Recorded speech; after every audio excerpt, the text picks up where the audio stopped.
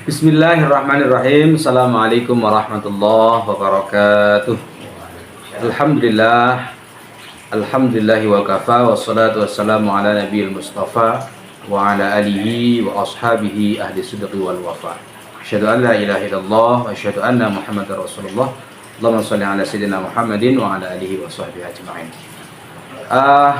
Kembali lagi di Abu Arjuna Channel. Selamat pagi menjelang siang sahabat-sahabat semua. Semoga kita semua senantiasa diberikan kesehatan dan perlindungan dari Allah Subhanahu wa taala. Amin amin ya rabbal alamin. Sahabat Abu Arjuna Channel, pada kesempatan kali ini kami akan menyampaikan beberapa hal terkait persiapan menghadapi Cat Penais, atau yang beberapa hari yang lalu telah disampaikan dalam Juknis dari Dirjen Bimas Pusat bahwa seluruh penyuluh agama Islam akan melaksanakan evaluasi kinerja penyuluh, baik yang ASN, PNS, dan P3K ataupun yang PAI non-PNS. Baik, khususnya kepada seluruh rekan-rekan penyuluh agama Islam yang ada di PD IPARI Kabupaten Seruma, umumnya bagi seluruh penyuluh yang ada di Provinsi Bengkulu dan di seluruh daerah yang ada di tanah air. Baik, ada beberapa hal terkait dengan evaluasi kinerja ini yang perlu untuk menjadi perhatian kita bersama. Yang pertama, bahwa evaluasi kinerja ini dilaksanakan dalam beberapa tahap pelaksanaannya. Yang pertama adalah pelaksanaan pengumpulan berkas persyaratan mengikuti evaluasi kinerja penyuluh ini telah ada dalam Juknis yang sama-sama sudah kita miliki bersama filenya, yang bersumber dari Dirjen Bimas dari Kementerian Agama Republik Indonesia di Jakarta, bahwa secara jadwal pengumpulan berkas itu pada tanggal 25 hingga 27 November 2024, dan ini telah kita lalui bersama. Kemudian verifikasi administrasi kelengkapan persyaratan guna dinyatakan memenuhi syarat atau lulus seleksi administrasi untuk bisa mengikuti evaluasi kinerja penyuluh. Ini sudah juga dilaksanakan, yakni dari tanggal 28 hingga 30 November. Dan masing-masing Satker Kemenag di Kabupaten, khususnya di Kabupaten Seluma, telah merilis nama-nama yang berhak mengikuti evaluasi kinerja penyuluh. Terkait beberapa catatan juga sudah disampaikan. Kelengkapan misalnya ada hal yang belum sesuai, alhamdulillah telah diselesaikan oleh seluruh penyuluh agama Islam yang ada di Kabupaten Seruma. Yang selanjutnya ini adalah D-Day-nya. Hari hanya pelaksanaan adalah tanggal 9 Desember 2024. Hari ini sudah memasuki tanggal 5, kiranya beberapa hari lagi menjelang pelaksanaan CAT yang berpusat di www.catpenais.com. Nah, akan tetapi kawan-kawan penyuluh khususnya yang ada di PD IPARI Seruma, sebelum kita mengikuti CAT atau tes evaluasi kinerja penyuluh ini, kita terlebih dahulu mempersiapkan registrasi ke situs www.catpenais.com atau www.catpenais.com. Nah, ada beberapa hal yang perlu terlebih dulu kita persiapkan, misalnya mempersiapkan email, mempersiapkan nick, kemudian password dan lain sebagainya guna mendaftarkan atau registrasi di catpenais.com. Terus selanjutnya kita mengisi seluruh data kelengkapan dari diri, kemudian SK kita, kemudian pendidikan kita, kemudian jumlah binaan baik yang umum maupun khusus, termasuk juga di sana ada riwayat organisasi, pelatihan, kemudian prestasi, penguasaan bahasa asing dan bahasa daerah. Nah, beberapa hal ini semua sudah tersedia di sistem yang telah disediakan oleh Ditjen Bimas atau di Penais. Nah, maka untuk selengkapnya sesungguhnya baik dari pihak Bimas ataupun dari pengurus Ipari di PD Ipari Seluma telah men-share tutorial bagaimana cara mengisi chat Penais. Untuk lebih lengkapnya nanti terkait misalnya link bagaimana mengakses tutorial ini akan kami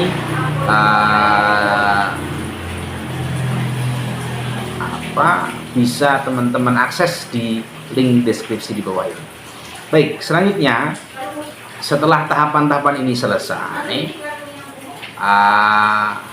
tentu dipastikan bahwa teman-teman sudah registrasi terlebih dahulu di chatpenais.com. Kemudian ada hal-hal yang juga sifatnya urgent.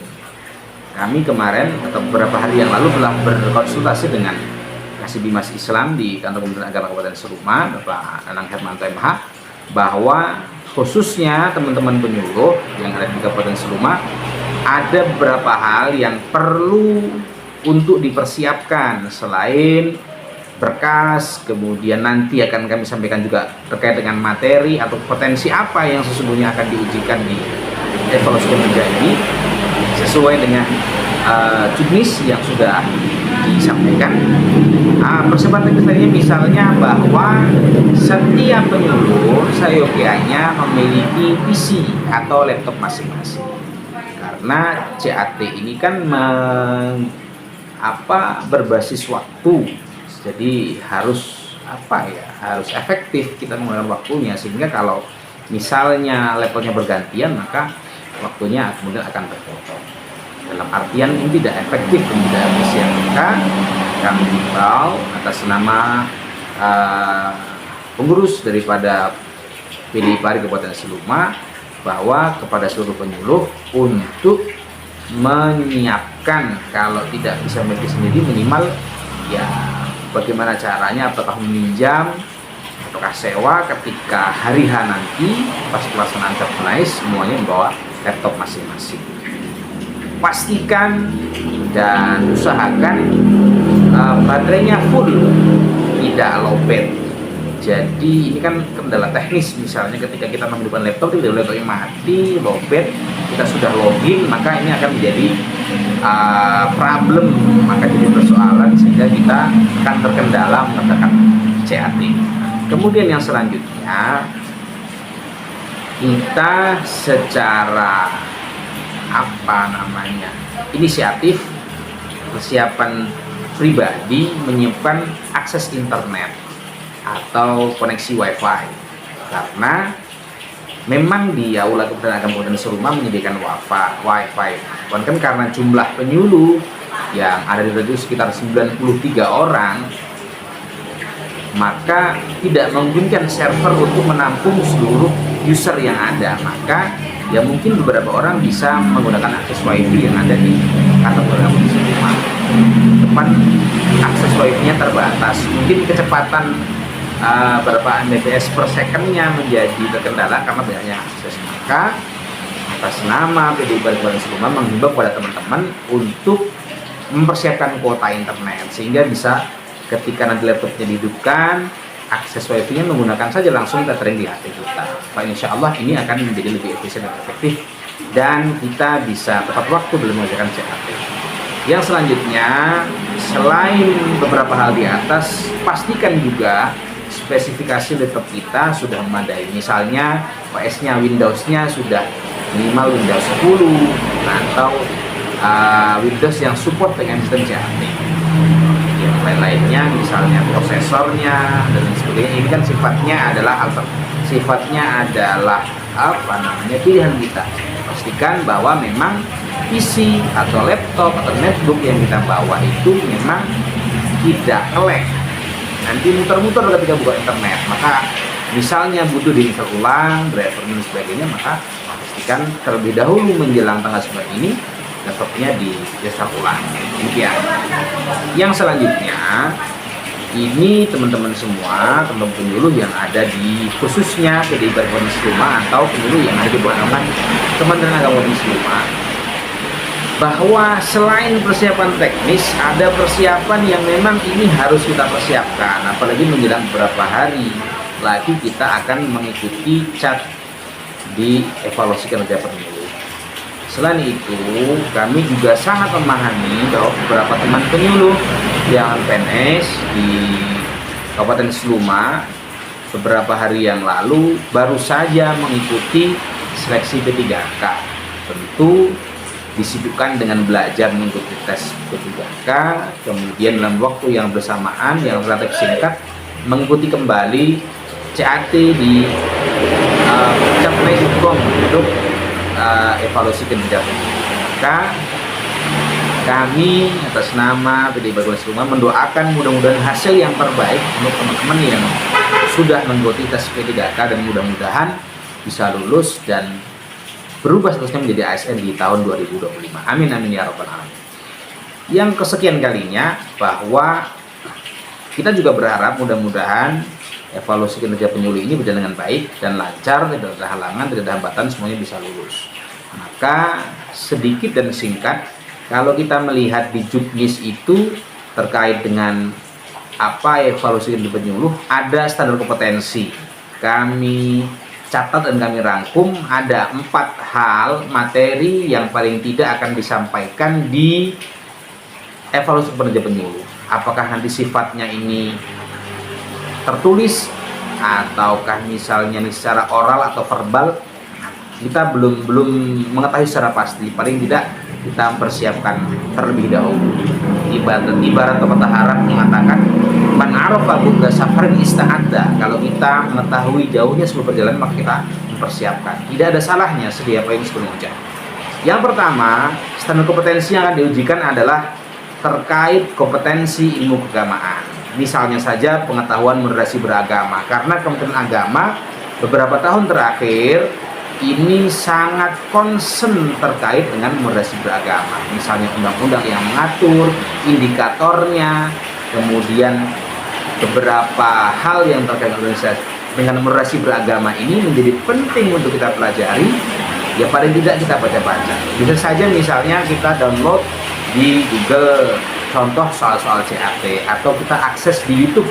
Saya kira lebih praktis hari ini, tergantung bagaimana kita manfaatkan kecanggihan teknologi untuk sarana pendukung pembelajaran.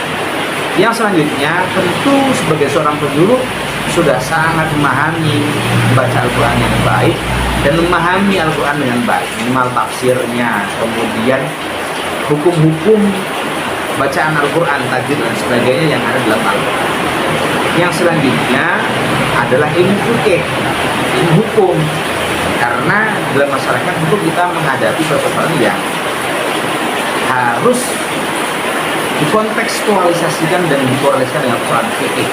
Tidak saja misalnya halal, kemudian haram, sunnah, wajib, makruh, dan sebagainya, tapi misalnya ada hal-hal yang sifatnya fikih. Misalnya bagaimana sebuah persoalan dikontekstualisasikan dengan Al-Quran, dengan hadis. Bagaimana kalau tidak sesuai dengan ini, maka ada qiyas, ada ijma. Misalnya ada uruf, ada istishad, beberapa istilah dalam dunia fikih yang menjadi penting untuk kita kembali buka dan belajar. Misalnya dalam qawaidul fiqhiyah, berapa misalnya dasar tentang kaidah-kaidah fikih yang tidak terselesaikan misalnya dengan usul fiqh dan lain sebagainya. Maka selain fikih ada juga potensi hadis. Hadis misalnya apakah kriteria hadis sahih, hadis dhaif, hadis hasan, hadis mardud, hadis maudhu dan lain sebagainya. Ini bisa kita kembali pelajari misalnya di kitab Mustalahul Hadis atau di kitab Ulumul Hadis.